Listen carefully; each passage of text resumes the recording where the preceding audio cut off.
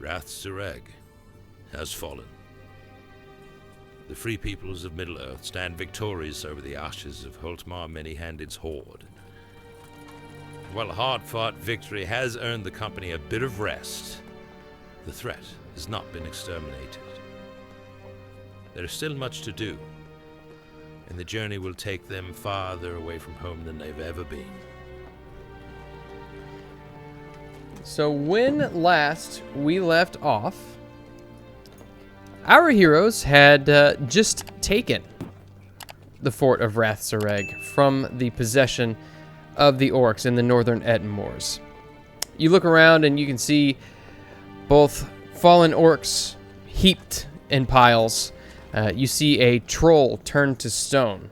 You see a fallen Holtmar Many-Handed with his necklace just comprised of nothing but dwarvish and mannish right hands around his neck. And you can also look around and you see that there are several of your fallen brethren littering the courtyard of this fort. Do you have any business that you would like to take care of before anything else? Just a quick survey to make sure all the orcs around are actually dead, but no one's playing dead and is going to try to, assassinate someone when we're not looking. Yeah, absolutely, you can. So I'd probably just go around kind of poking bodies. Mm-hmm. Ew.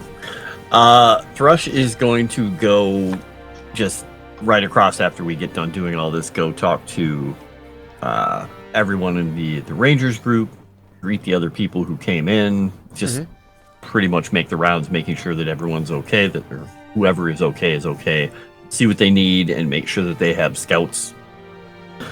No time for rest, make sure that we have scouts out there just in case there's another set of reinforcements or scouts or something lingering in the hills. Okay. And all the while holding on to his side and his chest, and everywhere else he's been just absolutely battered and bitten and stabbed. Remember, only one of those injuries only lasts for the combat since you got a Gandalf room. Mm-hmm. Yeah, and you make your way over to the Rangers, and Banion gives you a nod. He directs a couple of other Rangers, and they kind of head off into the surrounding hillsides to begin taking up watch to make sure that nobody is coming. And you can see that the first light of the morning has broken through the clouds at this point, and you can see just the utter destruction that lies about the fort, as well as kind of heaped on top of the filth that was the existence of these orcs, the ruin that they've left this place in. So yeah, after he does that, he's just going to stand there, put his sword into the ground slightly, rest on it, and just lift his head up to the sun and just kind of close his eyes and just enjoy sunlight and peace for a moment. Yeah, that's it. And while Larry's looking through, orc corpses, he's probably checking to see if anyone's alive that hasn't been attended to. Okay. Any friendlies? Give me a scan roll really quickly. Okay. Very good. Okay. As you wander around, you move bodies around, some of which are lying on top of others, and you're able to find, 8 individuals who are currently, you would surmise, mortally wounded, but not dead. I'd probably gesture to Miragar. Miragar, we've got some live ones. Yeah, I think Miragar will run around and do some healing, but one thing he wants to do first is he takes the necklace of many hands, because he plans to bury that, formally, instead of just burning it with all the other corpses, as maybe a to help whoever he tragically tortured pass on kind of thing. So he does make whether he puts that to the side or something like that, but that is something he does once things start to sort of settle out, and then he'll pick up his little first aid kit and start running around assisting in whatever he can.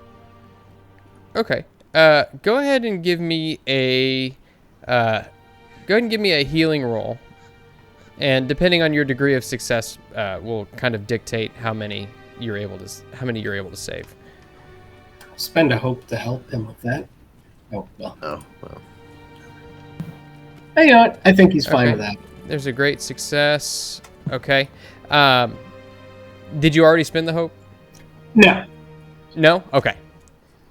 All right. So with a great success, 6 out of the 8 which you had found, you are able to successfully bandage up, stop the bleeding, and you kind of prop them up against the wall of the fort there.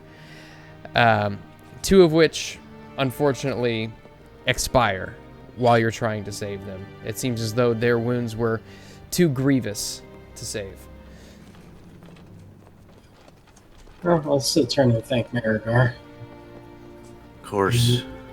Depending on what race they are, I'll probably try to find, people to help to kind of take care of them at that point. Mm-hmm. And you see that there are still a number of Breelanders who are still alive. Not a terrible many. Yeah. You would guess that the army which had taken the most hits was given that there were more of them than anybody else, but they were also kind of the forward vanguard was the dwarves. You see quite a few fallen dwarves around, or not Flonar, sorry. You see Floki and Jari are kind of walking about the battlefield, moving members of their clans fallen, and speaking words of what you would guess to be some sort of maybe a funeral rite or words to help ease the passage of their spirit along to the next, to whatever awaits them. Yeah. So if any of the people Miragar and I rescued are dwarves, I'll get their attention and let them know that they've got some living people here. I'd say probably, say that, Half of them? yeah, say that half of the ones that you were able to save were dwarves. All right. And Floki comes over to you and he says, "Aye, much obliged." Well, you can thank Miragar. He's quite talented at this. Puts his hand on Miragar's shoulder and says, "You got hands that are blessed." Yeah, I couldn't save them all, but those who were not mortally injured will eventually recover. But there'll be a while probably till they're able to make the trek home. Good. Well, it seems as though... And he looks around at the walls of the fort and says, "Hopefully these walls will stand for a little while we rest up and regain our strength before we make it back home." Yes, of course. Yeah. At this point, I'm probably going to look for some of the elven leadership just to say hello. Okay. And you can make your way over to the elven leadership comprised of Aranel's father, Elidan, and Elrohir, probably most notably. And Gandalf stands there with them. They kind of stand on the outside of the fort. They've all dismounted their horses and are currently tending to them, brushing away some of the blood that has collected on their coats. And you see both Elidan and Elrohir bow, and Gandalf greets you as well as Aranel's father. Well, this is a welcome surprise to say the least. It seems as though we've come in the nick of time. Yes, we were holding our own for quite some time, but it got rather dire towards the end. Things have a way of working themselves out, do they not? So it would seem. What is it you say that wizard always appears when he is needed? It's never late, that's for sure. Yes. I'll turn to Aranel's father and be like, "Your children are very much alive. I'm sure you'll be happy to hear that." Good. I'm most ready to make haste and see them. Where are they? They're in the forts. I can take you to them. And also turn to Aran and just kind of gesture. It's like, if you'll excuse us for a moment. And you see he hands the reins of his horse over to Elidan, gives him a nod, and then follows you into the fort. We still have the dark knife with us, correct? Yeah. When Thrush is going to, after he hears people talking, kind of snap out of just relaxing in the little bit of sunlight and go over to Gandalf, wait for a moment, because I'm sure there are people trying to talk to him, and just tell him we found a fell token or two in the quarters below. And I'm not sure who has them. Possibly Miragar? Yes. I think we had given them to the Rangers. They'll look at and hold on to, so. Maybe. I think one of them at least. Yeah. So we picked up 2. So yeah, Miragar probably has 1. Keep them separate, then. Yeah. Well, I should most like to take a look at these. These fell tokens, you say? Yeah, just lead him to whoever we think has them at the moment, Miragar and the Rangers. And that's pretty much all the business that Thrush can really think of before we depart this place eventually, after we take care of the dead. Okay. And at this point, Aranel, you and probably Kirdaniel are perhaps standing in the courtyard speaking. Is there anything that you're doing in particular? She's still kind of just like brushing the dust and dirt off of him. Kind of like almost a motherly fashion, but So an he older kind of- sister, he like kind of maybe brushes your roughing him hand. up a little bit. Yeah, he brushes your hand off his shoulder. Says, Sister, I'm fine. Please. And at this Well, I point- most certainly hope so, because I brought someone here who has a vested interest in your being all right. And you see your father enter into the courtyard, his arms outstretched. I don't know. And comes in for an embrace. Yep. And he comes in and embraces Kirdaniel as well. And he clasps his shoulder and says, you were not ready for such a foray. Why you left heedless of my words is beyond me, but I thank the valor that you are still alive. And Kirdaniel, he kind of gives him a nod and says, my apologies, father. It was most unwise. But Aranel here has, well, she's much more of an adept warrior than I initially gave her credit for. Larry will try and be like, oh, don't sell yourself shortcut. You still have much to learn, but you were very brave, and when Thrush fell to exhaustion for a while, you were able to help us break through. We would not have survived without your assistance. Well, I'm just glad that I was able to lend a hand. Yes, we very much appreciate your presence. And, well, you'll be able to live than, a lot of us combined, so I'm sure you'll be a better warrior than any of us given enough time. Of that, I plan on it. And with that, Aranel's father kind of looks around at all of you and says, you have the blessings of my house, and anything that is within my power to give, you will have it. Aside from, well, what you already have. He looks over at Aranel. Yes. Well, I very much appreciate that, so. And at this point, Thrush, you lead Gandalf over to kind of a group of rangers. You can see one ranger in particular named Barathil is currently combing over the knife that you presented to him. And Gandalf reaches down, and Barathil hands it up to him. Crafted in Minas Morgul, I see. Seems as though it may be of use in some sort of rite. Sacrificial daggers, perhaps. As I recalled, the one was older, the one was newer. Indeed. At that, Miragar, do you bring the other knife over? Yeah, I would have. Okay. You hand it out, and is yours still wrapped in cloth? Oh yeah. Yeah. So you bring it out, and you see that Gandalf unwraps it, looks upon the kind of mangled blade, still razor sharp, and immediately closes it back up. This blade is tainted. perhaps cursed.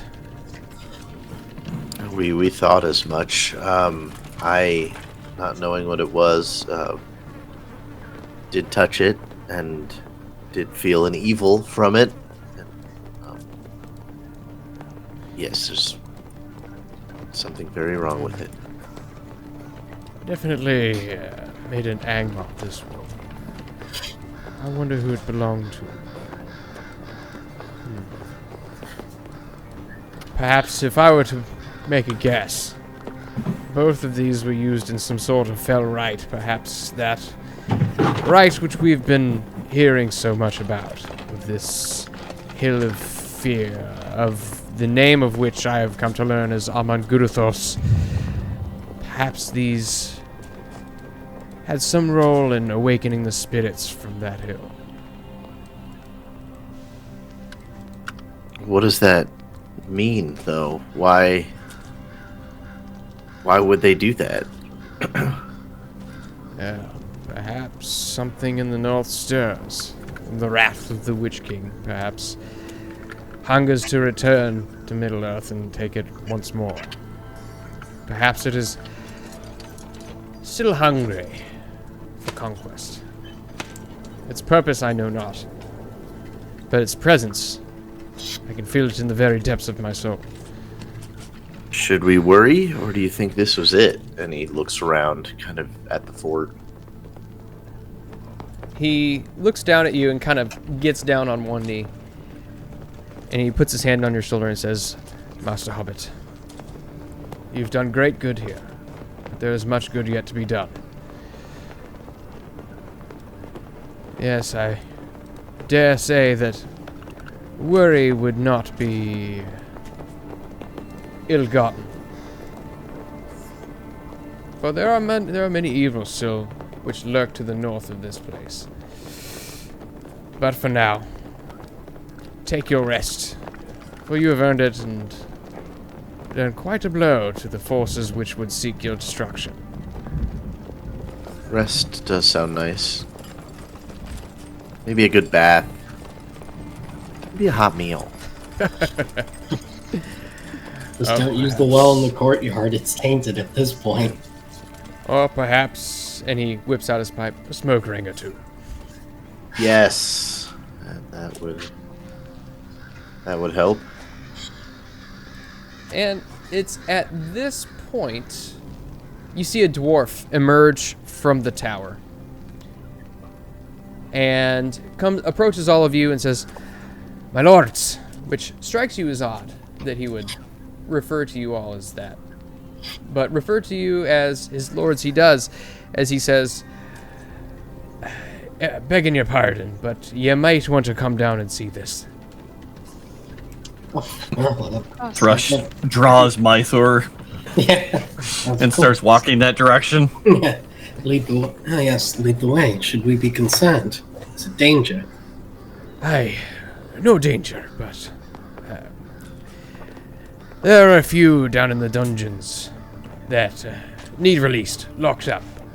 Perhaps you might be able to get the sails open. Oh, very well. And he leads you down back into the cellars, and only just now, after the battle, do you realize just kind of the filth that has accumulated in these halls. Now that you're able to kind of divert your attention away from immediate danger and onto your surroundings. The vileness is palpable, and the air seems heavy as it stings the nostrils, but he guides you down a couple of tunnels.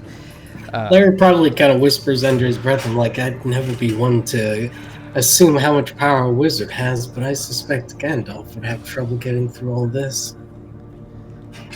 And as you do, he leads you through a number of tunnels, and you can see in these tunnels, as you make your way through, are a number of small hovels with sleeping bags. You'd guess that this is where most of the orcs would take their rest. And you realize, as you pass through, just how many were housed in here. You can see along your path, you can see fallen dwarves and orcs, just almost innumerable as far on the orc side. Until eventually you come to what looks to be a kind of a larger chamber, nondescript except for a little bit of blood which is kind of smeared on the walls. You can see it looks as though someone has taken a handprint and just stuck their hand in blood and just smeared it across the wall. And on the opposite end, you see a couple of cages which are locked tight with black steel. And inside, you see a good number of, this time, humans. 17 in total. You see 3 children, 4 women, and 8 men. 2 of the men have their right hands severed. And we found no keys anywhere, correct? That we recall? Not that you recall, no. Just look at Aranel. look at Aranel, look at everyone else. Well, can we? I can give it a shot. Okay. So I would have you, Aranel, I would have you give me a craft roll, which you, as, oh, go ahead. I was gonna ask if she had an extra die because of her calling. Yes, sorry, yeah. Yep. And just to be safe, I'll throw a hope on there because why not? Probably a good call. It's- Absolutely. Okay, so you are able to open these cages, and it seems as though none of these people are quick to get to their feet. They all seem weak, emaciated, some of which almost in various states of decay. There's probably gonna pull out some rations and just kind of hand them to people. We need to get these people up and into the sunlight as soon as we can, but carefully. Yes. You see, I'm just gonna hand them meals to just make sure they can have enough strength before we move them. yeah, and as you do, you see they all get up very slowly, one by one. The children are especially difficult to watch as they stand up, and you can see almost their canvas shirts that they are currently wearing. You can almost see their ribs poking through there, so thin. I'm gonna turn to Miragar and be like, "Do you have any pastries left for the children?" I mean, I'm sure we can find them some food. Okay. Eventually, you do get them all out of the dungeons and make your way up top. And as you do, they speak to you of dreams which they have been having.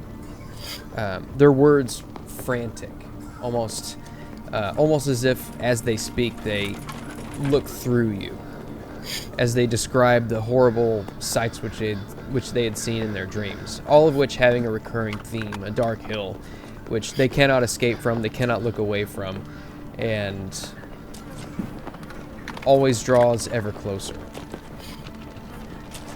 You've heard others who have these dreams too. We're trying to stop it, but right now we need to tend to you and our wounded. But you're safe now. And you can see that they still seem a little frantic. One woman in particular, she's exceptionally frantic. She says, the hill, the spirits have awoken. And the spirits, they come for us. The hill draws ever closer. Go ahead and give me an heart and roll real quick. Yep. I was already going to ask, and yep. Gandalf. Okay, yeah. It's because he's here. Yes. I think that's what it is, yeah. And as you kind of speak with her and you place your hand on her shoulder in comfort, she settles down and eventually sits down next to a fire which has been built and begins to try to eat something, but just kind of stares blankly into the flame. Is there anything else that you would like to do? I mean, I guess look for any sort of supplies, weapons, a horde, or anything of that nature that we might be able to recover. Yeah, absolutely. Anything we can take away that the orcs can't get back if they ever return is good for us. Okay. Yeah, so as you kind of peruse about the fort. We'll say that you make your way back down into the tunnels, as that is mostly the one place. It's a sprawling network of tunnels with sharp corners and deep hovels, which may not necessarily be seen to the naked eye unless being looked for. But eventually you come to a small chamber, and you look around this chamber and you can see many shelves hung up on the walls, and on all of these shelves you can see right hands, almost sitting there like watchful spiders, unmoving, but you can almost feel a dark presence, as though they're watching you even still. I need you to give me a shadow test real quick, everybody who's in here. Valor or wisdom? This would be for Valor. Fucking Gandalf. What? There you go. Mother? God dang it, the Iron Sauron got me. No! I don't think mine went through. Let me try it again. Apologies if I get two here. I don't see yours. There we go. Only one that failed. There you go. All right, so everybody... Hands are scary. Something about these hands, Miragar, as you walk through this chamber, you could swear that one of the hands sitting on one of these shelves twitches just ever so slightly, and it sends chills down your spine. And you do gain 1 point of shadow. But you make your way through this room, and it almost seems as though they are standing guard, because on the other side of the room, you see another doorway, an archway, which the door currently stands slightly ajar. And as you enter in, you can see that this room is filled with maps and parchments. The maps themselves, you can see, are of all of Eriador. And it looks as though they are maps perhaps of conquest, marking key locations, key strongholds, watchtowers, things which Holtmar Many-Handed, who you would surmise dwelt in these quarters, had marked for the taking. And go ahead. Has any random person followed us here? Sure, we can say that probably Floki and Jari would have interest in what you find. I'm gonna turn to one of them and be like, "Could you get Gandalf? I think he needs to see this." Aye, I'll be right back. And you see Jari kind of scurries off back through the tunnels, and you can hear his feet just kind of echoing throughout the tunnels.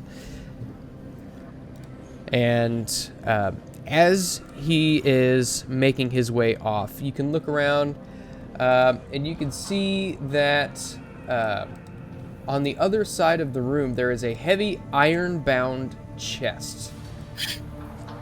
And in the chest you can see it is currently locked, or at least you would guess it is closed.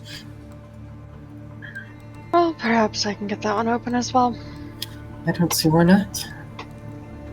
All right, I will have a craft roll. Great success. Very nice. Okay. And so, you open this chest, and you can see inside, it looks like a good bit of this treasure came from perhaps the Vale of Gold or other dwarvish conquests that Holtmar had. But there is a great amount of Moria gold in this chest as well. And now this is considered a greater hoard of treasure. All right. Rifling through this, this is worth 23 points for all of you, by the things that you feel as though you can carry. Okay. Is that 23 total to be shared? 23 total to be shared, yes. Okay. As you rifle through this, you find a few key items which strike you as particularly precious. Thrush, as you kind of peruse through this, you can see that there is a brooch. From what you can tell, it looks as though it might have been of Western-esque make, the men of Western-esque. You can see it is a silver brooch with 5 spikes which reach up and down with a kind of a oblong sapphire in the middle. Almost as if it were depicting the 5 towers of the seers in Londair, casting a reflection upon the seas below. Ah. That definitely interests him. Aranel, as you look through, you see an amethyst jewel. Just a lone jewel. From looking upon it, the cut seems to be of elvish make. Perhaps the elves of Eregion. It's polished and shines brightly, but you can, as you gaze into it, you can see almost it's like you're looking at the reflection of stars at dusk. Nice. Miragar, as you look through, you pull out what looks to be a dwarven necklace, gold with rubies inlaid. The gold of the necklace forms into scales which go around the neck, almost as if it were cut from the neck of a dragon, and the flame of this dragon captured within the ruby itself. And Larry, you pull out what looks to be another dwarven artifact, a ring, probably from Khazad-dûm, as you would perhaps surmise. The band is of a polished silvery steel with a green gem inlaid. It looks as if it were potentially made as a gift for the elven king of Mirkwood back in the days when the forest was green. And given that this is a greater treasure hoard, I will ask that each of you, one by one, give me 4 feat die rolls. All right. Separate or together? Yep. Separate.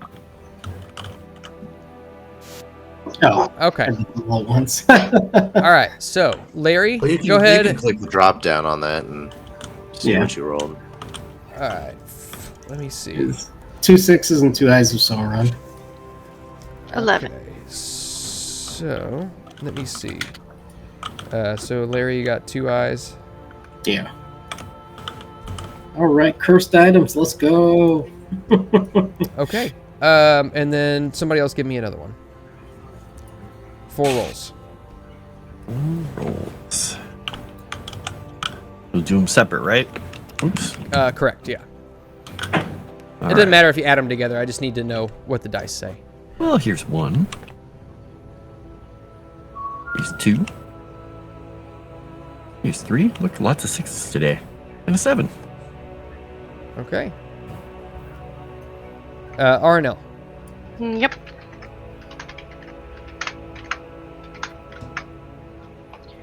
Ooh. Of course, I would get a Gandalf. Yeah. 6, a Gandalf, a 4, and a 4. Okay, perfect. And then Miragar. Alright, let's see. We got 2 9s. 3, a 4, a 9, and a 9. Okay, perfect. Larry, I would have you give me 2 success die rolls if you would. All right.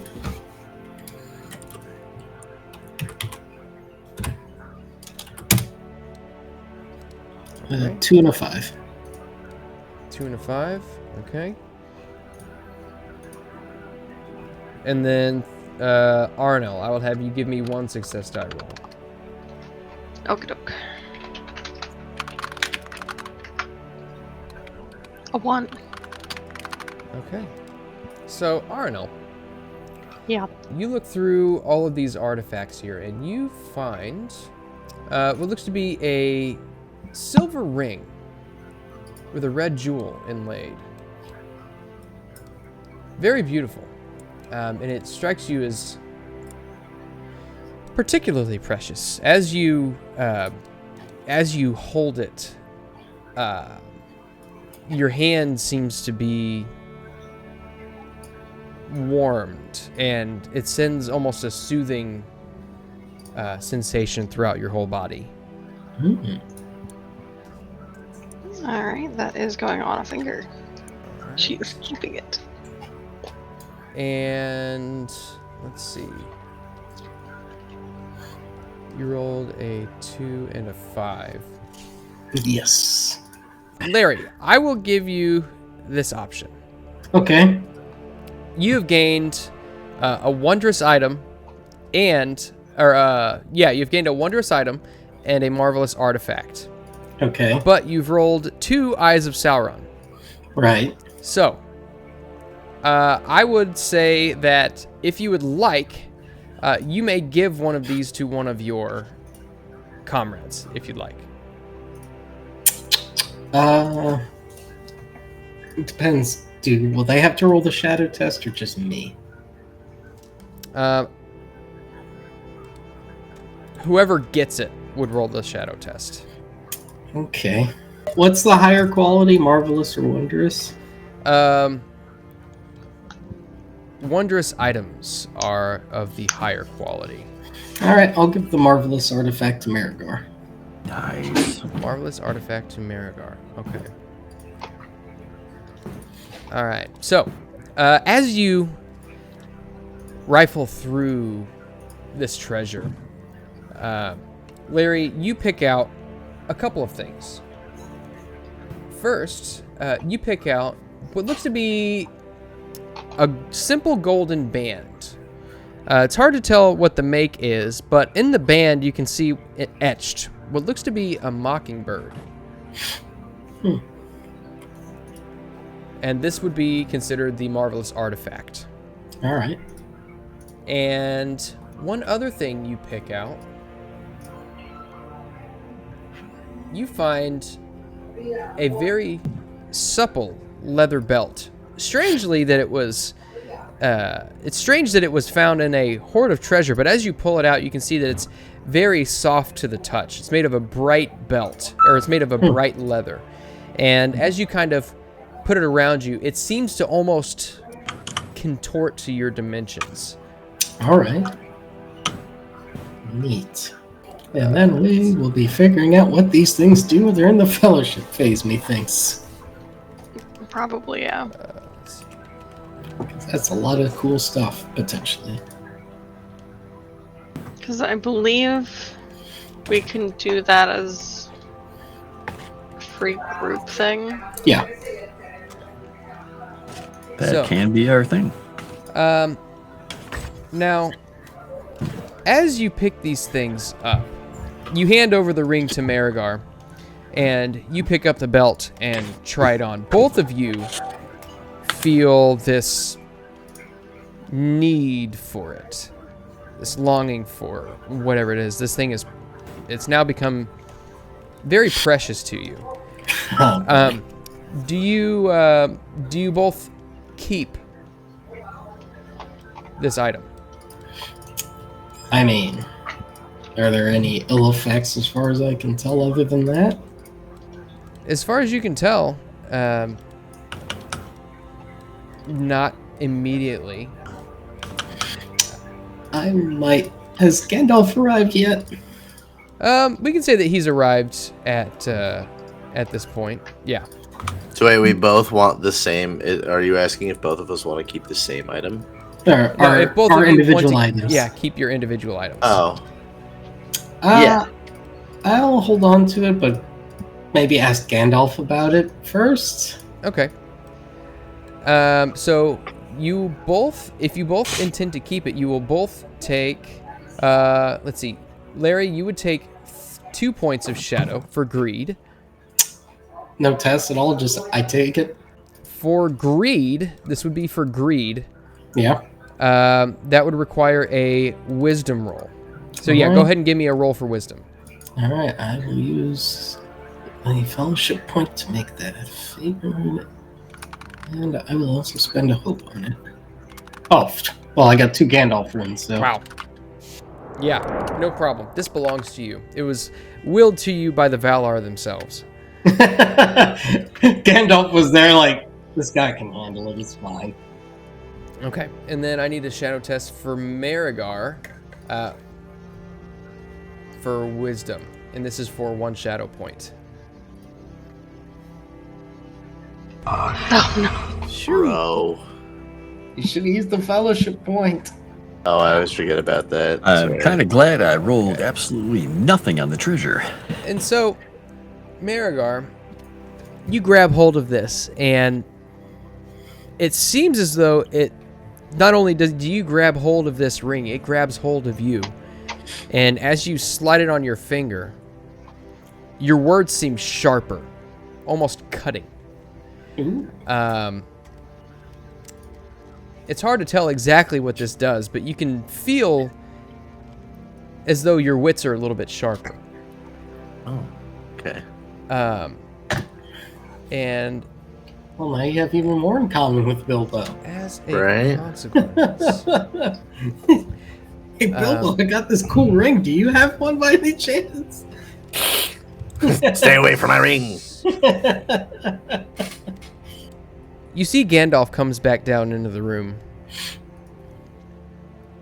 and looks at all of the gold and jewels and precious items which you had found and says, it is high time that these items return to, well, owners of not such ill repute. And then he looks over at Miragar and he winces a bit. He says, are you sure that this item you carry is worth the toll it takes on you? And as he says this, you feel fearful of most everything you see about you, afraid that Gandalf is coming to take this new item from you. You look around and see the members of your party look upon you with eyes of envy. At least that's how it seems to you. Given that you had rolled an Eye of Sauron on that last shadow test, this item is cursed with a curse of weakness. And you currently display the worst flaw connected with your shadow path, which is fearful. So I think Miragar kind of like looks around at everybody and gives everybody a side eye and sort of holds his hand, you know, kind of maybe twisting the ring on his finger. And he goes, well, what do you mean? I feel fine. I don't understand why this ring is such a big deal out of all this treasure. It's not like what is it? It's not like this is the greatest treasure we have at all. I mean, you know, Thrush has an amazing sword gifted to him. Why can't I just have one little ring? There's no need to worry about what I decide to deem as treasure to take. I wasn't going to take the gold. That belongs to the dwarves. And I don't know, something to remember all the hardships by, I guess. And he will kind of storm out of the room. And Gandalf looks at the rest of you and says, I would keep an eye on your hobbit friend. There is a new shadow about him. Perhaps something in this room was tainted. Yes, that was not normal for him, not even remotely. He's been through quite a bit. That he has, but I think there's something about that ring. I don't think we can take it from him, but we'll have to keep an eye on him. Now, tell me, you summoned me down here for a purpose. Oh yeah, I point to like all the charts and stuff. I'm like, we found this. I don't know if these are future plans or current conquests or previous or what, but perhaps you can make better look or you know, better use of it than us. He pours over the parchment and kind of spreads them out on the table. and you can see he kind of points to different areas along the map, and it looks as though whatever this was these plans seem to encompass forces moving south and west. So these seem to be future endeavors or things that have already happened? Some of which are things that have already happened. You can see that as you gaze upon the map, you can see that the Veil of Gold is one which has been marked with a large red X. Next up, you can see that it seems as though they were planning on marching on the halls of the dwarves, or at least laying siege to them, while others move westward from the Misty Mountains, from Moria, and south across Fornos Durain, down the Greenway, and ultimately to Bree, marching all the way down until they reach the river Tharbad. Or the river at Tharbad, I should say.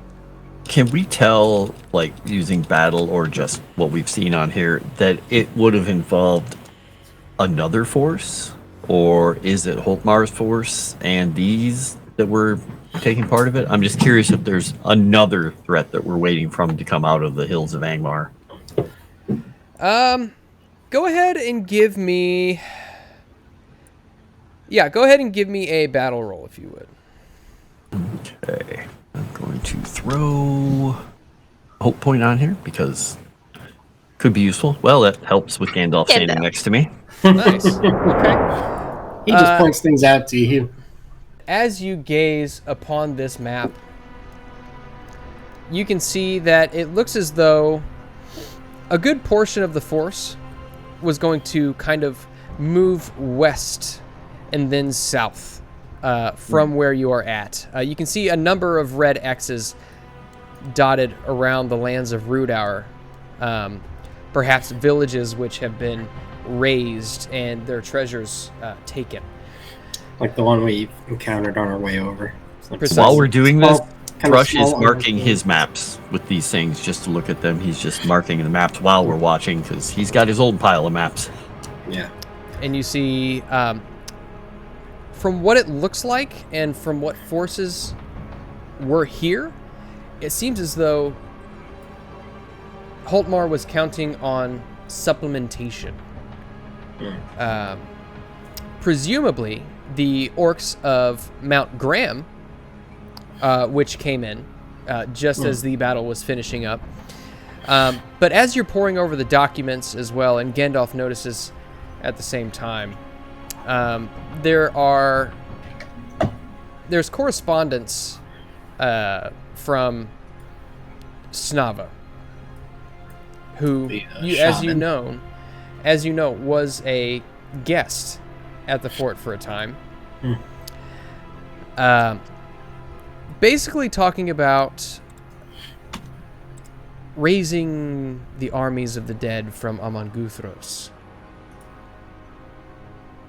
and marching on Eriador, making their way south like a large black cloud. Well, that doesn't sound good.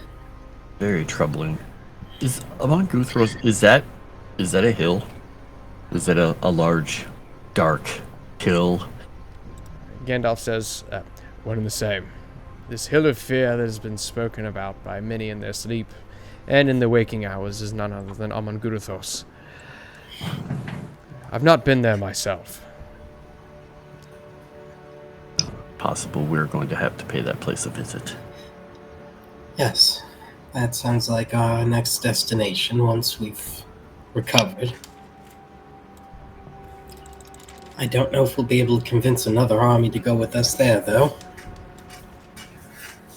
The cold of those lands would be too much for even the hardiest of folk. And finding the hill itself may prove a challenge. But I suspect that there are others who you've met along your journeys who might be able to guide you. Perhaps. Seems we might need to make a trip to your kin. And with that, we are going to take a quick break, and we'll be right back. Sounds good. All right, I'm just gonna lay down here for a second. Wait, what is that? Hey man, what you got? Hold on. Shh. Let me get at it. Wait, is that Tales from the Dragon's Tavern? I don't know, man. Shh. That's a subscription down there. You left one there for me? You gave me a subscription? Dang. Wait a minute. Is that Fear of Ages Past? Give it. Come on, give it to me. Give it. Subscribe. Yeah, man. Come on. What are you waiting for? Let's go. You just gonna sit there and not subscribe or something? Look at me over here. I'm begging and pleading. Come on now. And we are back as the company has procured their items of great worth. You emerge from the tunnels, and you can see people still kind of wandering about. Perhaps the day has slipped away from you because you can see it is getting to be later in the day. People had begun breaking out their rations, what food they had brought with them, and standing over the fire and currently speaking in hushed voices. You can see that Gandalf comes out with you. You look around and you can see that Elladan and Elro here are atop the battlements, kind of looking to the north and whispering. You can see that a number of the rangers of the north are kind of gathered around in a group, kind of huddled together and speaking in hushed tones. And the daylight at this point is currently waning. Miragar, you go about and bury the necklace, some of the hands on which still bear the tokens of their former owners, rings and such. And as you all settle back in, is there anything else that you all would like to do? I'll assist any troops if they're still doing any kind of cleanup or organization, but other than that, It sounds like we've done the stuff we need to.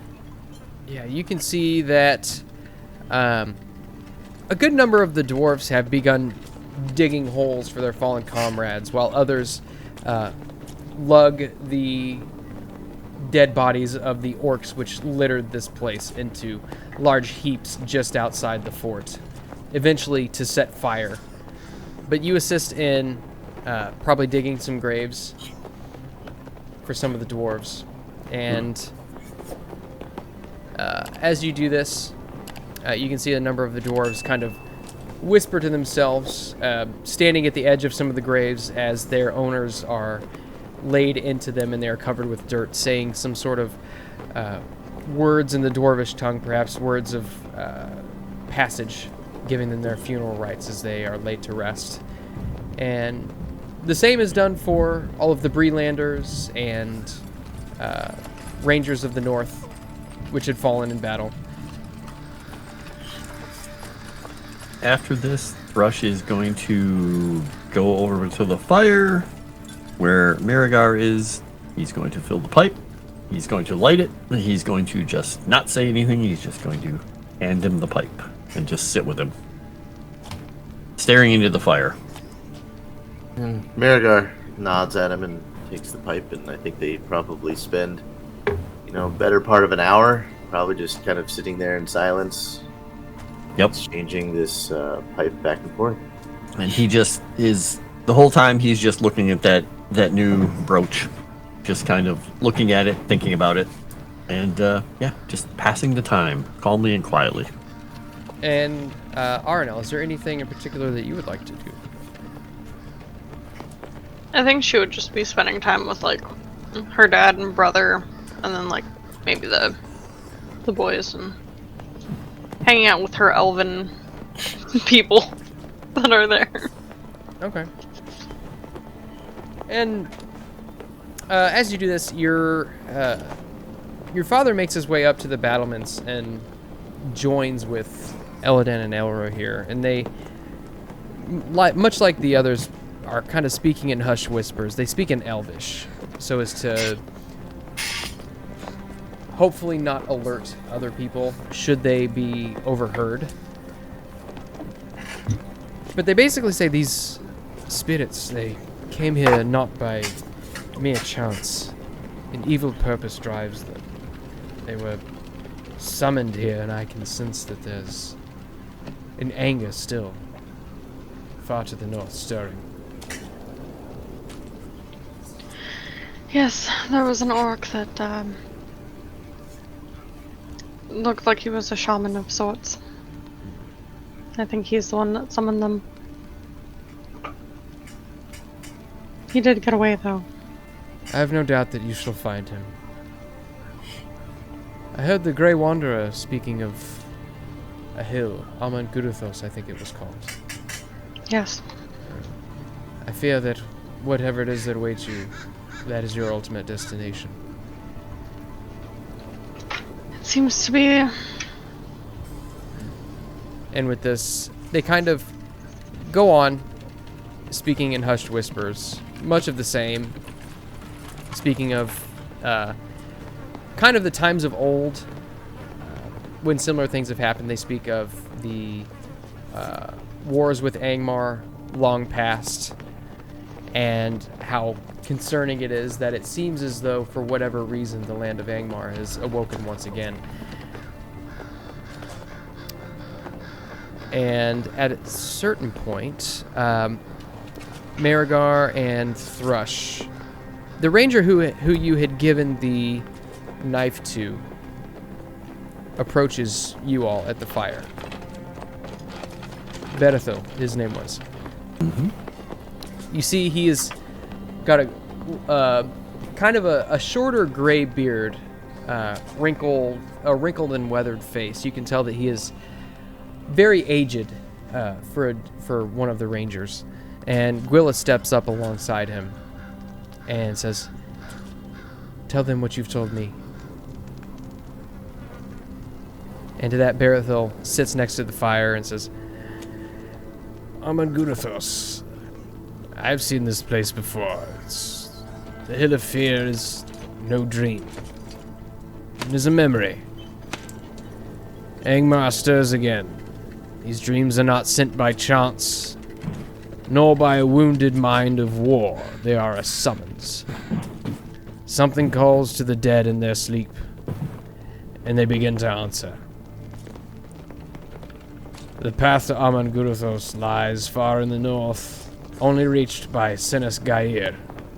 And does Thrush know what that is? You can give me a lore roll, if you'd like. Not with that roll. Yeah, it's hard to say. You're not entirely sure what Sinas Gair is. It lies far to the north, and, you know, the name sounds a little malevolent. Is that a pass? A land? I'm not familiar with it. Sinas Gair is a old fortress. It is said that inside dwells an old sorcerer. And only he can open the way into the Hill of Fear. I suppose he'll just tap the pipe as he's getting ready to fill it again, but it's too much to hope for that this old sorcerer is a kindly gatekeeper. I fear the odds are against you in that respect. Let's look over at Miragar. We've still only found one friendly wizard. Yes, well, the one we ran into at that lovely homestead wasn't much of a wizard, really. No, but Gandalf you can trust. Of course. Give him a look as he hands the pipe back to him, fully packed again, ready to smoke. He says, "At this I can only send you guidance, for my body cannot weather the far north. Seek out Sinas Gair. There is perhaps a friend there who might be able to aid you. An elf still dwells in those lands." That gonna raise an eyebrow. Oh, that is good news. Yeah. I don't know. Is Aranel anywhere nearby, or is she elsewhere? Okay. We can always use more elves in our lives. Consider it good news if you wish, but she is uncaring. Well, we'll take even a reluctant ally over an enemy. Go with knowledge of this. Should you decide to go and approach Amanguruthos, go prepared, for those lands are treacherous, and little game is to be found up there. But much shadow still dwells. Water coverings. I personally think I could use some sunlight for a few days. All this shadow is starting to dampen my mood. Light the pipe and just blow a smoke ring into the air and then hand him the pipe. At this, Gwyleth looks down at you all and says, I think you all have earned your rest. I think we've done enough to hinder the enemy well enough that we might have bought a bit of time. And with that, everybody, just about everybody retires. You can see that there are still a few which kind of meander about, a few dwarves that seem as though sleep probably evades them. You can see that Elladan and Elrohir remain atop the battlements. Presumably all night. Yay, I have watch buddies. I don't think this night, at least Miragar, really gets a lot of sleep, if any at all. I think he's just very much in his own thoughts and, is playing almost with the ring, subconsciously. If anybody comes and speaks to him, he just, you sit him there kind of like seeing just roll it on his finger, fidgets with it. Thrush has said what he's going to say on the subject and leave it to Miragar, leave the pipe with him and go find a bedroll and go to sleep. One thing Larry might do is, if we haven't already, maybe make copies of those charts and such that we found, just to distribute to the different groups so everyone kind of has an idea of what's going on. Okay, very good. Maybe if Gandalf doesn't need, or the elves don't need the originals, maybe give the originals to the dwarves so their leadership can be very much convinced. You see, Floki gazes at the charts. Says, perhaps the mountains aren't quite as fortified as they need to be. I should make sure that these plans are put to good use. We'll be ready for whatever shadow comes upon our gates. Yes, I think your people should take the originals, so there's no doubt amongst your leadership that they are not as safe as they thought they were. Gives you a nod and kind of rolls it up and stuffs it in his knapsack. And I'll probably have, I don't know if we have anyone that's good at copying maps or something, but I'll have tried to make some copies to be distributed to the rangers. What's the skill for that? Probably craft would be what I would call for. I just have 2 blips. Mine's at 3, but I'm miserable right now. I have 2 with a target of 14, so I can try. Yeah, Thrush is basically really good at making consummate V's for the mountains and little arrows, and that's about it. I feel like there's probably a dwarf cartographer or something like that in this army. Sure, we'll say, why not?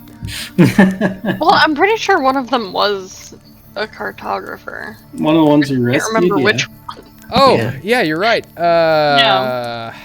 Good memory. That would have been... Oh, you know what? I think that was one that I made up on the fly and I didn't write it down. But yeah, we'll say that there is a dwarvish cartographer that still remains alive and well.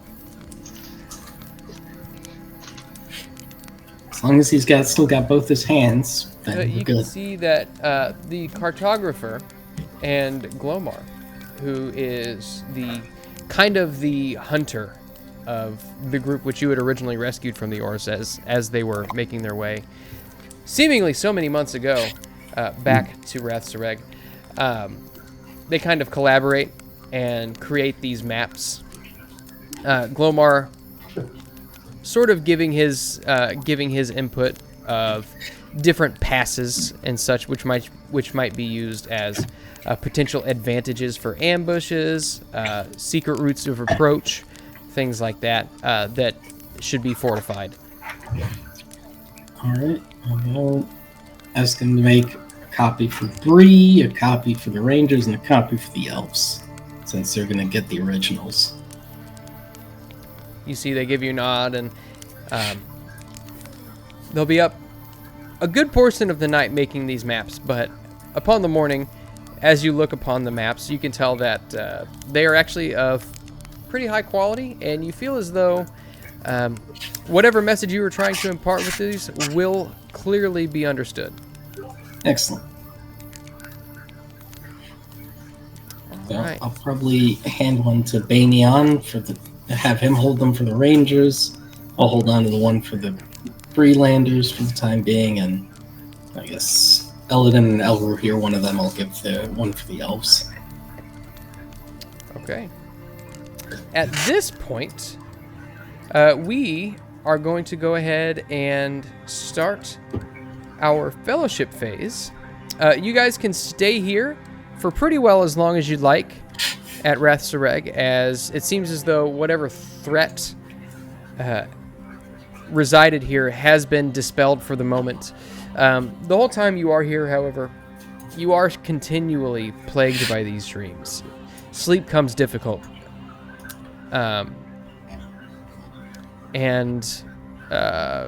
Eventually, is there? Well, I guess I should ask: is there anything else that you all would like to do while you are here?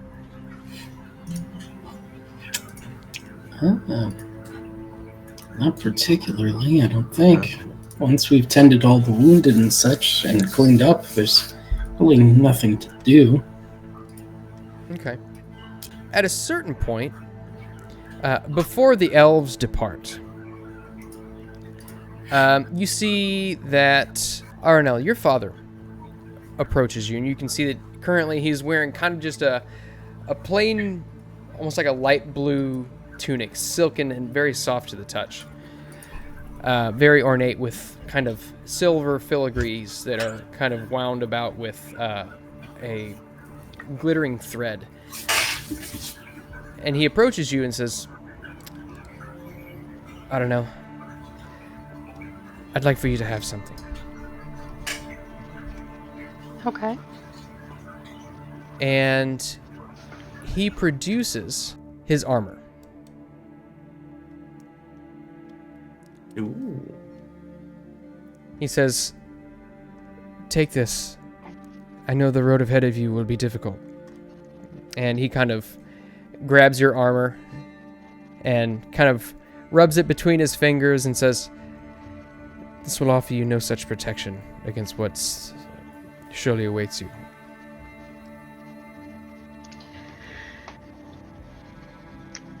I assume that you're correct, but it's done well in the time that I've had it. I fear for what awaits you. So please, take this. And I will go ahead and slide this over to your character sheet, as he has presented you with a new coat of mail. Nice. It increases my load, though. He says, I know it will weigh heavily on you, but I think you will find that it will protect you more than, well, hopefully more than what is needed. I hope so. Alright. And with that, where do you all go for your fellowship phase? Well, if we're going to need food and water and clothing and everything like that, we're probably going to have to head back to a more civilized place, aren't we? Yeah, I would say at the very least Larry plans to go back to Bree to at least deliver these charts and make sure his kin make it back safely. Yep. Yeah, I feel like Bree to the Shire is Miragar's where he would want to go. Yeah. All right. And I should say, so upon gaining this armor, Aranel, what is your Valor rating? 4. 4? I think. Okay. Yeah. So this armor contains the blessing of Ancient Cunning Make, which lowers the load rating of an item by 3 points, or by your Valor rating, whichever is higher. Nice. And so the original for a coat of mail, it is 12. So your load rating should be 8 8. on this. You all make your way back across the lone lands of Rudour, back to Bree. And you are greeted as heroes. Everyone in the town seems happy to see you and the people who you have brought back with you. There is a sullen feeling on the air, however, as not only has the torment on these people continued, but it seems to have worsened. That coupled on top of the fact that you've come back with so few Breelanders. You see that some greet you in the street with tears in their eyes, and then they ask you where their loved ones are. Did they make it? And Larry's probably just gonna kind of address everyone and say, like, we were successful, but I'm sorry I couldn't bring back everyone. And you see that a good number of people who kind of gather around you as the fanfare kind of dies down a little bit. You see tears in several pairs of eyes as some kind of begin to hold their head and walk away back to their homes. You hear sobs on the air. But regardless, you all are welcome back. And while the mood in the air is dour, you do feel a sense of security, knowing that what you've done has bought these people time at the very least. And so, we will go ahead and begin our fellowship phase. And as you all kind of settle in, there is a knock at your door, Larry. So you've been probably back at your home for a couple of weeks at this point. And you hear a rapping on your door. All right. Just a reminder, how much, what is it, my heart back for hope? Yep, heart back for hope. And how much shadow do I take off? So with this, you have done a great deed against the servants of the enemy. So you will gain, or you will heal 3 shadow points. Awesome. Thank you. All right. I will open the door to see who's there. And there, you spy Jari. Oh, all right. Jari, to what do I have the pleasure? Well, I was sent here with a bidding. All right. The lady of the halls has sent with me tokens of, well, thanks. Well, I am most grateful to her. Yes. He looks back at a mule who's carrying a good-sized chest and says, might I come in? Oh, yes, of course. Do you need help with that? No, the dwarves are hardy folk. I can carry this myself. And you see, as you wish. He goes over and unstraps the chest, and as he almost struggles to carry it, and he waddles inside with it. Are all of you in the room at this point? Probably. Yeah, I think it's just our custom at this point to all be at Larry's house. Unless we're at Miragar's. But we're in Bree, so. And you see... Depends on what kind of food we want that day. And how far we want to walk to get it. As he enters in, you see Skilda's like, "Oh, a dwarf! Hello!" Hello there, little girl. This is Skilda. Skilda, Jari. Wait. You were at the Vale. I remember ye. He drops the chest on the ground and runs over to her. He says, looks up at her and says, Aye, you've gotten a little taller. Yes, she has. "Hi. It sure is nice to see you again. I hope you've been getting along well." Aye, getting along real good. Real good. But to the matter at hand. And you see he opens up a chest. The chest which he has slammed on the ground. It says, Lady Vilya bid me send you this message. Says, He pulls out a little note. dark days are coming, and it is best that good steel not sleep under the mountains. And he opens up the chest. And you can see a couple of pieces of war gear. You see a shield, wrought of dwarvish steel. Right. You see there is an axe, double-bladed and finely hafted. And you can see what looks to be a very fine helm.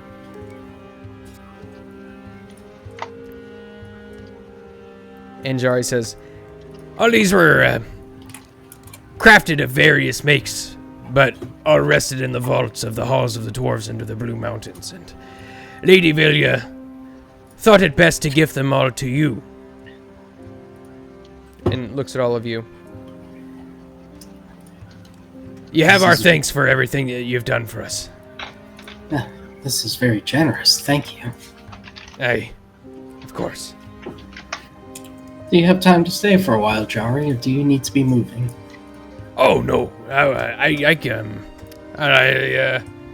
suppose I could stay for a while. I don't have any other pressing business. At the very least, we can share a meal with you before you leave.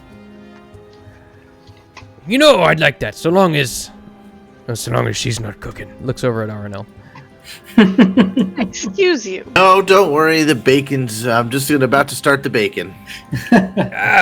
See, there's one with good taste right there. Elves cook very well. Right, and so, as you all are making dinner, you look over these items. The shield itself, you can see that as you kind of hoist it aloft, it is very light. It's light as a feather, almost. You can see etchings of two dragons decorate the center of the shield, while dwarven runes line its perimeter. You can see that you pick up the helm, and it is surprisingly light and also bears runes across the brow. All right. You can see that Jari reads the runes aloud to you and says, "May death fall on all of those who come to Khazad-dûm with ill purpose." All right. Nice. I like it. And you hold aloft the axe. You can see that the axe itself was constructed to be wielded in one hand, probably with a shield in the other. You can see it boasts intricate designs in both the haft and a blade worthy of a dwarven house. And as you kind of swing it around, you can see it almost seems to shimmer in a faint light, almost as if there is a gleam of wrath or hope, perhaps, with each swing. Oh, Larry will take a look at the helm. Kind of put it on his head, see if it fits. And you can see that the helm, it was actually It seems as though it was maybe constructed to fit a mannish head. It fits very snugly, but it is light. All right. Thrush is going to pick the axe up and just look at it, admire it, and then just kind of offhandedly while you're making bacon, he's just going to grip it by the haft and hand, or the head, and hand the haft over to you. It's like, not for cutting bacon, but Well, I mean, if the dwarves can gift me a skillet worth smashing skulls and frying bacon, then maybe the axe might have multiple purposes as well. And Miragar will, take a step away from everybody and, swing the axe a little bit. I mean, Larry will look at the shield, and this is going to be kind of meta-gamey, but if it weighs 2 load or less, you'll take it. Because I've already lightened the load of my current shield. Okay. Let me see here. And for full clarity, I can't use a shield, and I don't know who else uses a shield, so... What is... Well, I could use a shield, but I wouldn't be able to use my sword very well. What is your current Valor rating, Larry? 4. Current Valor rating is 4? Yes. Okay. As you pick the shield up, Larry, you can see that it is very, very light. Surprisingly light. As its load is reduced by your Valor rating thanks to its Ancient Cunning make. Okay. And so I will go ahead and slide this over to your sheet. All right. Shoop. And then I will slide the axe over to Miragar. All right. Yeah, and I'll take the helm too, I guess. Thrush, did you not want the helm? Oh yeah, if you want it, since you don't have a shield. He'll reluctantly take a look at it because it is a gift and it's wondrous to look at, and he will plop it on his head and see if he can still see and feels like he can still see the battlefield and move around, because he's not used to wearing a helm. He has worn a helm, but he's not used to it. Okay. And it seems as though this helm is very, very, very well crafted. The peripheries of the guard do not hinder your vision whatsoever. And it almost feels as though, while you do feel it fitting snugly on your head, it doesn't seem to hinder your movement whatsoever. It seems to fit very well and doesn't move as you turn your head. It doesn't affect your vision.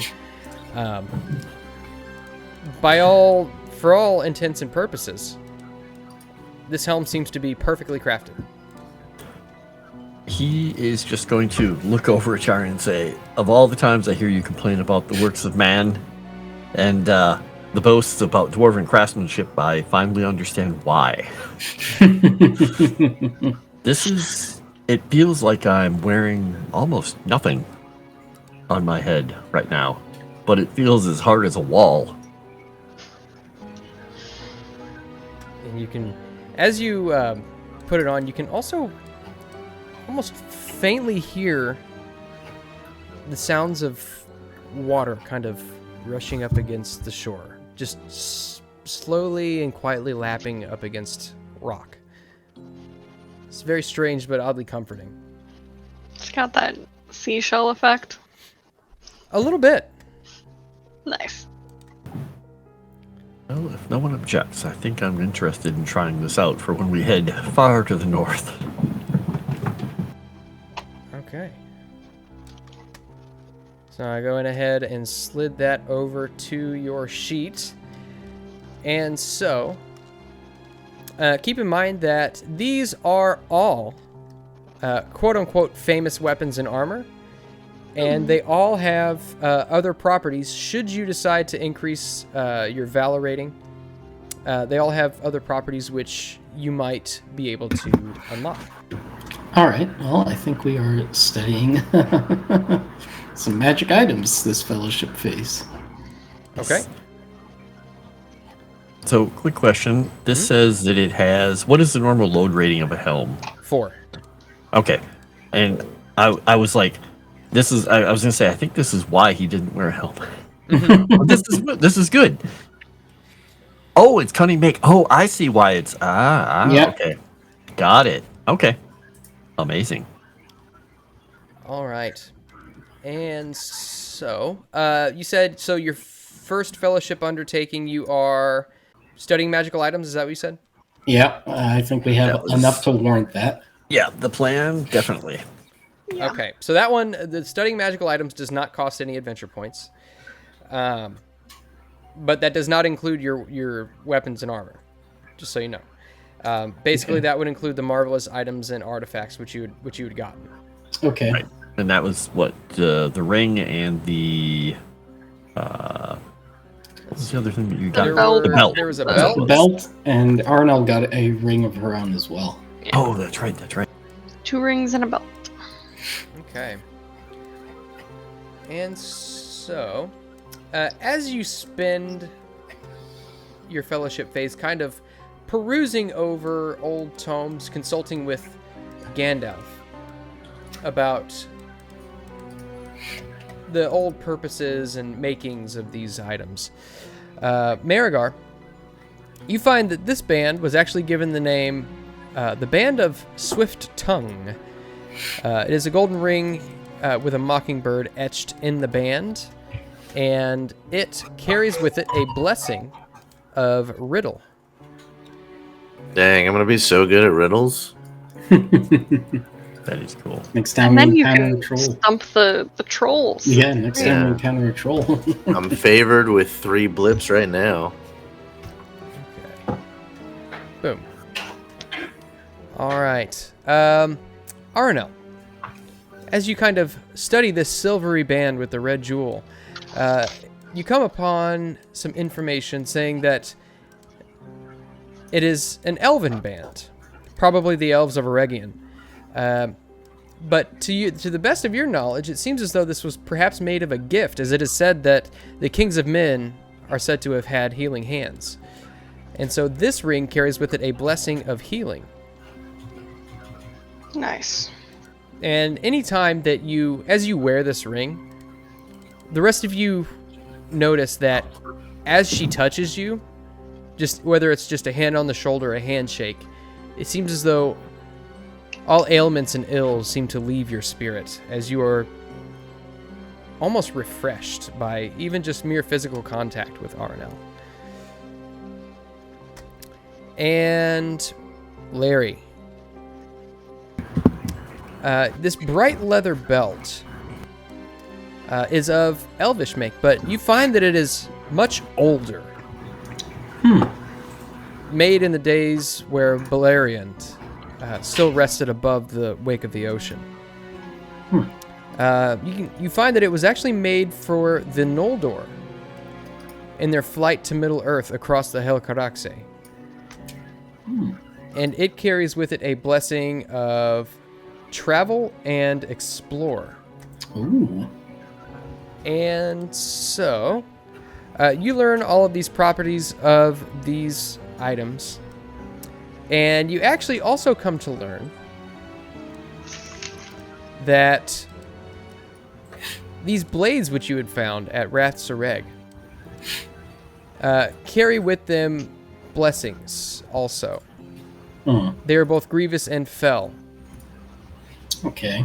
But you can tell that they are both cursed with a curse of weakness. Yeah. One which seems to provoke feelings of vengeance.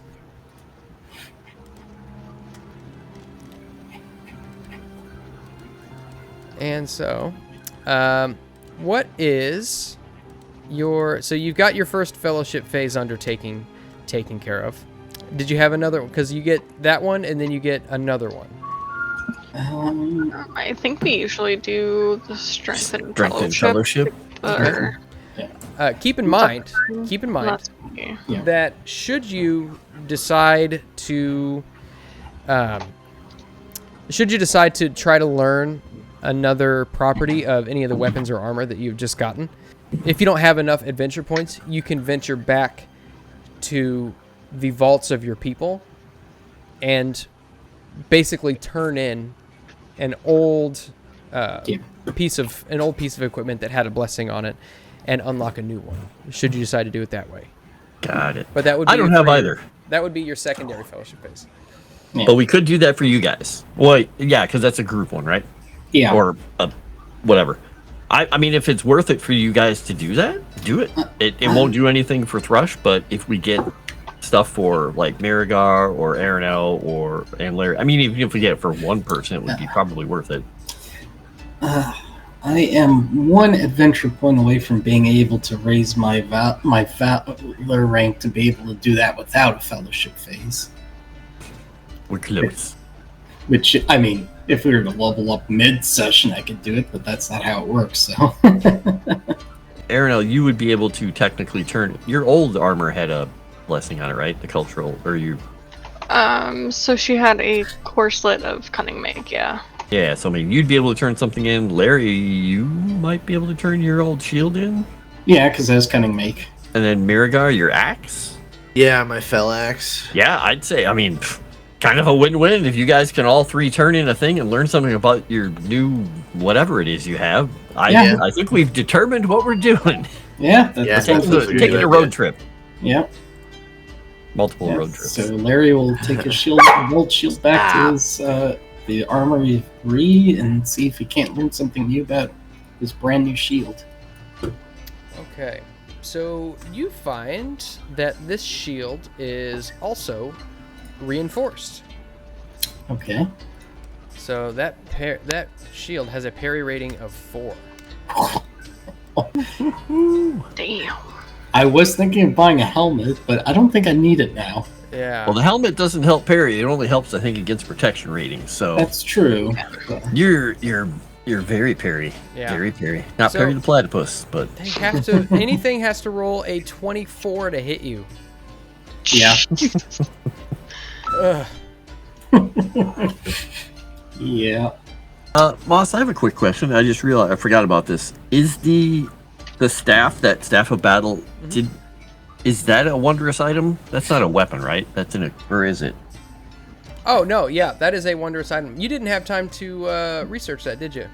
No, I just looked and I was like, what is staff? Oh, the staff. Oh, yeah. Yeah, that's something Thrush needs to get the bonuses or whatever for too, since we were studying things. Yeah.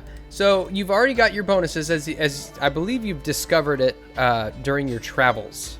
Yep, found out what the battle part was, but if there's anything to learn, like lore-wise, I mean, you don't have to do it now if you don't have it at hand, but I'm just curious if that would fill anything out. Oh, no.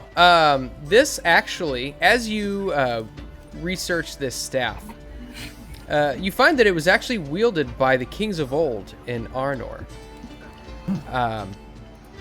You can see that it is carved with designs of the tree Galathilium. And so this staff, you would guess, was mostly wielded by kings in Fornos reign. Right. Back when it was the capital. Very cool. Love it.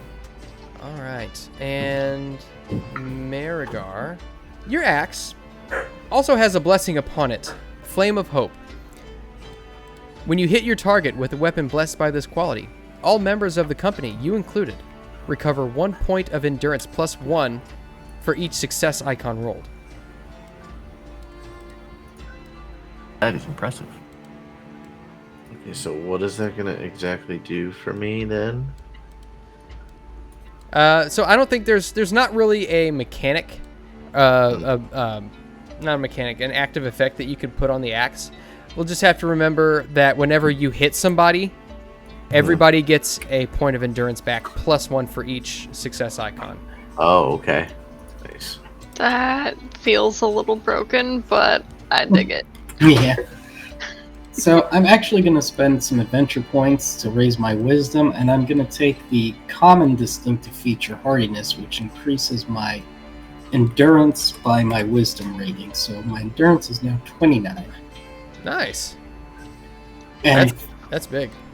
And since that's a 4-point increase, I will then buy a helmet which weighs 4.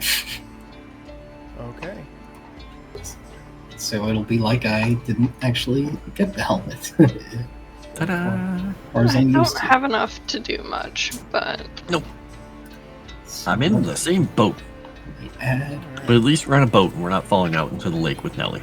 yeah.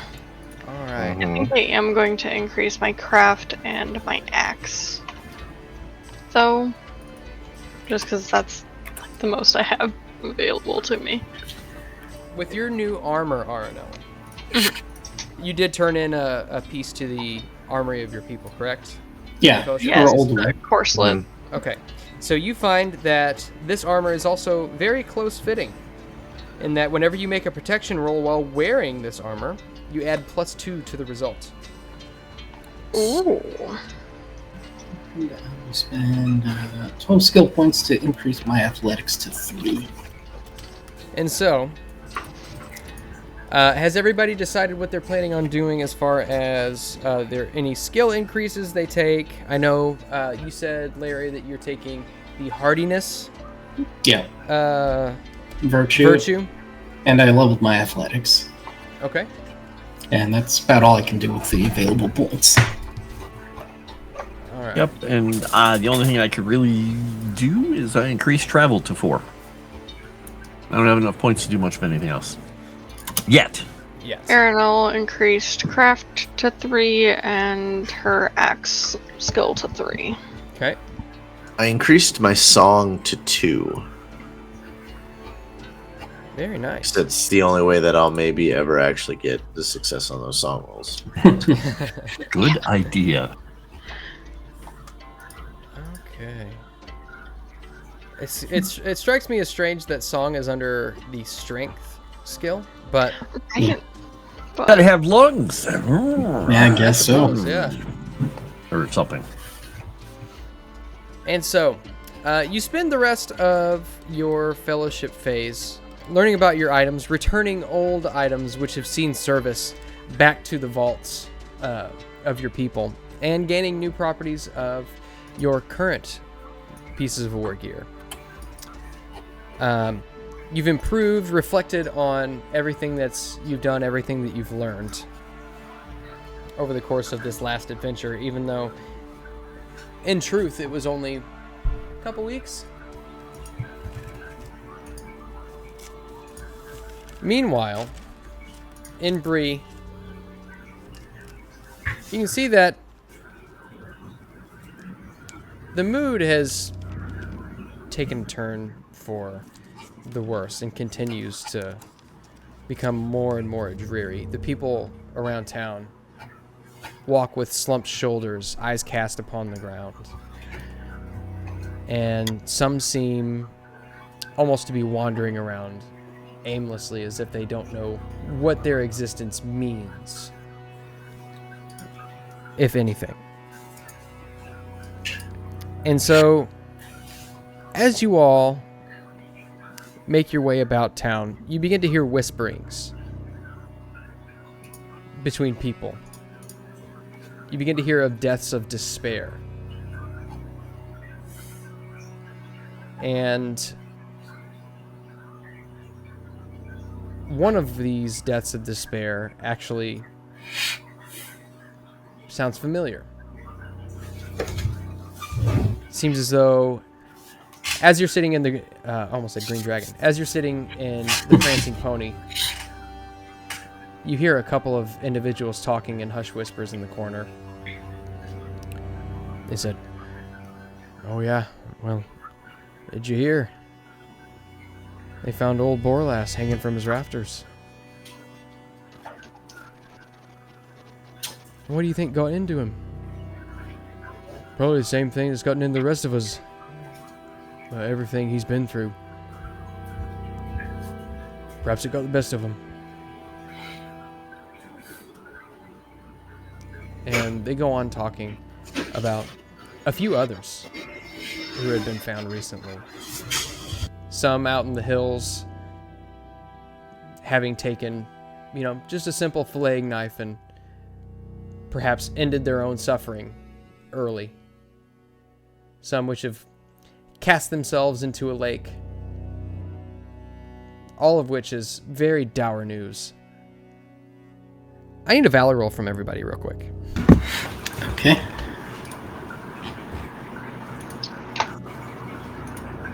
Doesn't sound like fun. Alright, let's do... Oof. I don't want to roll anymore. Yeah. I'm the only one that doesn't bother to use their Man. Okay. So, Thrush and Larry. I guess that you being men, you know the nature of men. You know the toll that certain things can have on them. And this, to you, perhaps is just another casualty of war. But for Miragar and Aranel, the news of these individuals ending their lives early is very dour news. Miragar, you feel as though, people's hearts should be filled with joy at the feeling of surrounding a warm hearth, the joy of ale and food and smoke rings. And that these people would rid themselves of that hurts your spirit. And Aranel, people with such short lives ending it early, it confuses you more than anything, but it puts a shadow on your heart that seems undeniable. So both of you do gain 1 point of shadow hearing this news. And to think Bolas seemed to be handling it the best. Yes, that's very dour news. That just means the task that we've been set upon is more important than ever. Agreed. I think perhaps we've rested enough and it's time to gather the supplies we need. I think the sooner we head off, the better it is for everyone. Agreed. And so, what do you think is the best course of action to get to your destination? Did they actually tell us where the place was exactly? So, correct me if I'm wrong, but my interpretation of what we were told was that, It's far north. God could help navigate us because the far north thing. Yeah. So if we need to head to the Ice Bay of Forakel, Yeah. I think that's probably... I think it's time to call in a favor. Yeah. Visit Larry's kin that he didn't know was kin. Okay, apparently. Yeah, so probably heading up towards Forenos, skirting the hills of Even Dim, heading up to the ice base. So we keep familiar landscapes and not heading into the heart of the Lone Lands, just willy-nilly heading north and hoping. Yeah. Okay, very good. And so, as you all plan your trip up to the north to the Ice Bay of Forakel to perhaps meet up with the Lossoth, a crazed man wanders in to the Prancing Pony. You see his eyes are wide. You see he is disheveled. He calls out over all of the bar goers, all of the tavern goers at the Prancing Pony. He says, "Snova! The Black Orc, he calls the dead to him! The Hill of Fear awakens!" And with that, we are going to end this week's episode.